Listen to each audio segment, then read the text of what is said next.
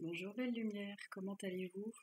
Je me présente, je suis Catherine Elia, j'accompagne les personnes sur leur chemin d'éveil à lever les blocages qui les entravent à travers un accompagnement personnalisé, intuitif d'âme à âme.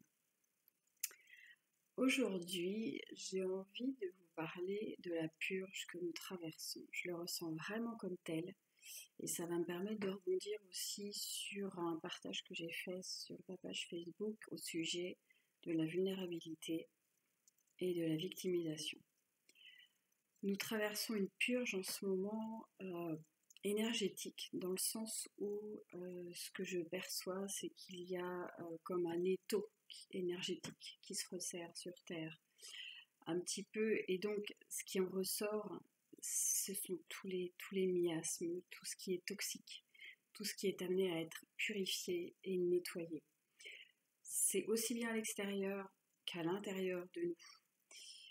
C'est-à-dire que nous sommes confrontés à des situations où nous pouvons avoir des comportements, des pensées qui nous dérangent profondément. On peut se retrouver dans des situations de très grande vulnérabilité. Et donc cette période nous invite à purifier tout ça, nous invite à libérer tout ça pour aller reconnecter de plus en plus à l'être lumineux que nous sommes à l'intérieur, à l'être divin que nous sommes à l'intérieur. Cette purge, elle est pure, la terre, de tout ce qui est, de plus en plus, de tout ce qui est faux, de tout ce qui est mensonge, que ce soit les mensonges qu'on se fait à soi-même ou les mensonges que l'on nous fait. Alors bien sûr, chacun a sa vérité. Toutefois, nous sentons bien quand nous nous mentons à nous-mêmes, quand nous mentons aux autres, ou quand les autres nous mentent. Cette purge, elle est là aussi pour une profonde transition qui est parfois inconfortable. Et beaucoup de personnes sont là pour accompagner, ne serait-ce que dans des petites situations du quotidien, pour accompagner dans cette traversée. Dans ces moments, effectivement, où nous nous sentons vulnérables, où nous nous sentons mal, parfois perdus, et ça m'est arrivé ne serait-ce que la semaine dernière, où effectivement, il y a des moments où on peut se retrouver sans repère, ou alors en pleine confusion intérieure en fait. Et dans ces moments-là, ou dans plein de situations dans la vie, on a le choix entre avoir une posture de vulnérabilité ou de victimisation. La posture de vulnérabilité, c'est effectivement reconnaître qu'on se sent peut-être en situation de faiblesse, qu'on est profondément dérangé ou quelque chose est désaligné en nous et que par exemple on ne sait plus quoi faire, comment, on ne sait pas comment réagir ou autre. Et dans ces moments-là, eh bien, on peut revenir à soi en respirant par exemple. On revient en son centre, on admet, on reconnaît, on accueille que quelque chose se produit et qui nous met dans une situation très inconfortable. Si on n'a pas les moyens d'agir sur la situation, on a les moyens d'agir sur ce qui se passe en nous. Et c'est là où la vulnérabilité est d'une très grande force, puisqu'elle nous permet de rassembler notre courage, notre discernement, notre ouverture pour aller vers ce qui est l'issue, en tout cas la meilleure pour nous. Et c'est aussi la vulnérabilité nous permet aussi de prendre nos responsabilités, de faire des choix, dans la mesure où, en revenant à soi et en s'ouvrant, pour ma part, à ce qui est plus grand que moi, puisque je sais que les solutions existent et qu'elles arrivent vers moi, dès lors que je leur ouvre la porte, si je bloque, elles ne risquent pas d'arriver, puisque si je bloque, même si elles arrivent, je ne les verrai pas, puisque je me mets dans la posture de la victimisation sur laquelle je vais revenir après. Donc lors de la vulnérabilité, effectivement, on peut s'ouvrir à plus grand que soi et dire voilà, je traverse quelque chose là où je me sens perdue, est-ce que je peux avoir des signes ou des personnes sur mon chemin pour m'éclairer, ou vous allez peut-être même tout simplement entendre une chanson ou une conversation qui va venir vous parler et vous répondre. Mais c'est se mettre aussi dans cette posture d'accueil et ensuite dans la responsabilité de faire les choix, sachant que de toute façon l'issue on ne la maîtrise pas. Et il y a un moment, il faut faire un pas dans une direction.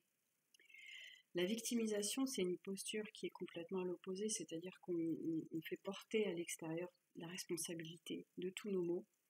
On fait porter à l'extérieur toutes les fautes en fait qui font qu'on se sent mal, et on se met dans cette posture du pourquoi moi, pourquoi ça m'arrive à moi. Il y a forcément une raison si ça m'arrive à moi.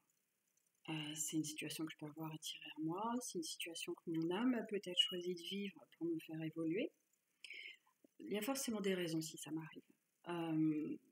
Et effectivement, la victimisation, c'est quelque chose qu'on peut porter depuis tout petit, puisque on peut nous avoir dit qu'on était responsable du malheur des autres. Si tu fais ça, tu vas faire de la peine à un tel.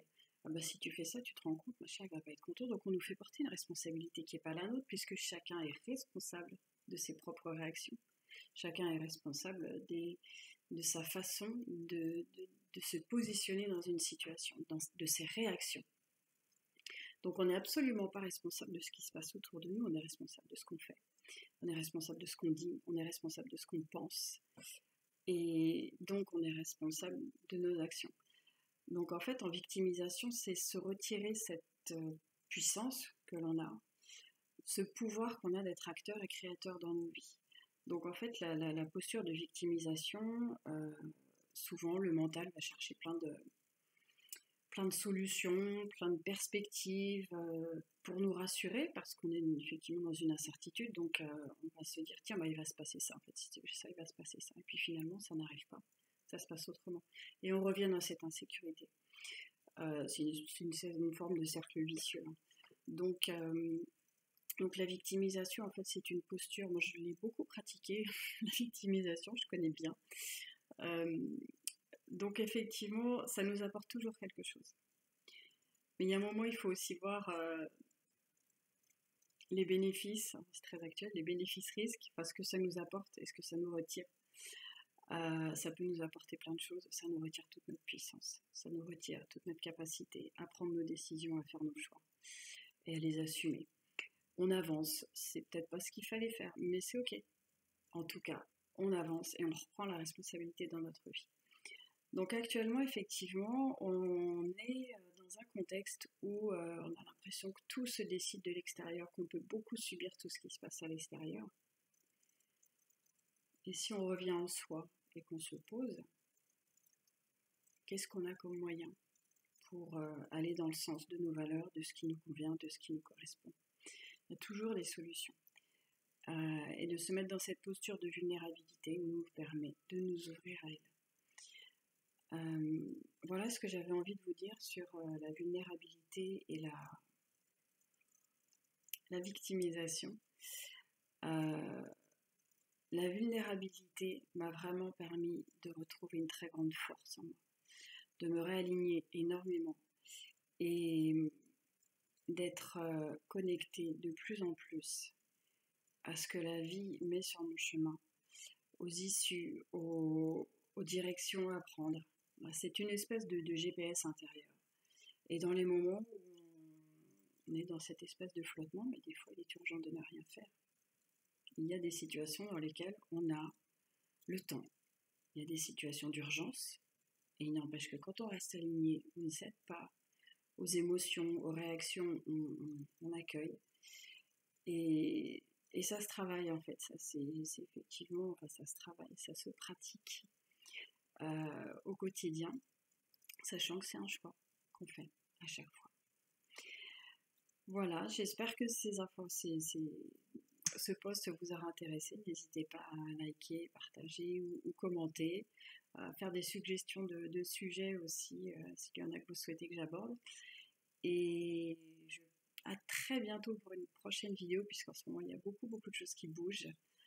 Et j'ai à cœur de vous partager des clés, si ça peut vous aider, si vous avez besoin d'approfondir, n'hésitez pas à me contacter sur mon site. Vous avez toutes les informations sur mon site www.catherine-elia.com. Je vous souhaite une divine journée, à très bientôt et prenez soin de vous.